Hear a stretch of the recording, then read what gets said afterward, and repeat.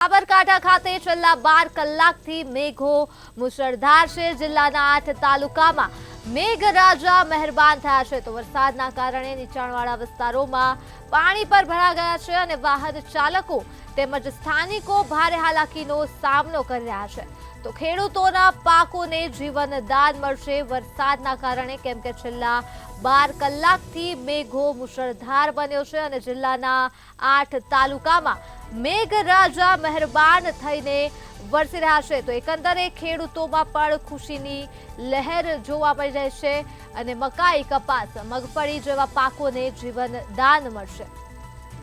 તો સાબરકાંઠા જિલ્લામાં છેલ્લા 12 કલાકથી મેઘો મુશળધાર બનીને વરસી રહ્યો છે। 8 તાલુકામાં મેઘરાજા મહેરબાન થયા છે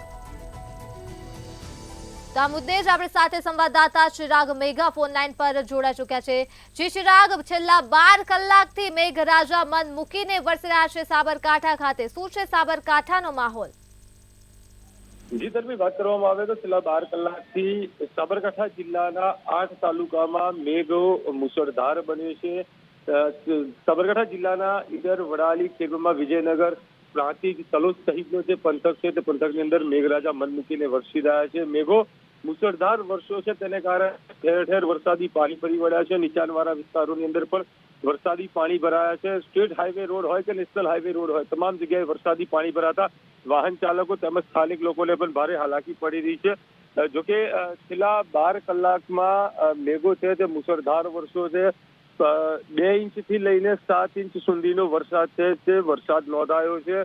તંત્ર દ્વારા જે પ્રી મોન્સૂનની કામગીરી કરવામાં આવી હતી તે પ્રી મોન્સૂનની કામગીરી એડી ગઈ છે। પ્રી મોન્સૂનની કામગીરી પર પણ સવાલો ઉભા પામ્યા છે, ત્યારે હવામાન વિભાગ દ્વારા હજુ પણ ભારેથી અતિ ભારે વરસાદની આગાહી આપવામાં આવી છે। તેને લઈ ક્યાંક ને ક્યાંક સ્થાનિક લોકો છે તે સ્થાનિક લોકો વરસાદી પાણી ભરાવાને લઈ ચિંતાતુર બન્યા છે, પરંતુ નીચાણવાળા વિસ્તારોની અંદર વરસાદી પાણી ભરી વળ્યા છે તેને લઈ ક્યાંક ને ક્યાંક રહેણાંક વિસ્તારોમાં પણ લોકોને ભારે હાલાકી પડી રહી છે। તો બીજી તરફ વરસાદને લઈ ખેતી પાકોને ફાયદો થશે, કારણ કે જે મગફળી છે, મકાઈ છે, કપાસ છે, સોયાબીન જેવા પાકો છે તે પાકોને જીવનદાન મળશે। મેઘરાજા લાંબા વિરામ બાદ હવે મુશળધાર વધામણી કરી છે, પધરામણી કરી છે।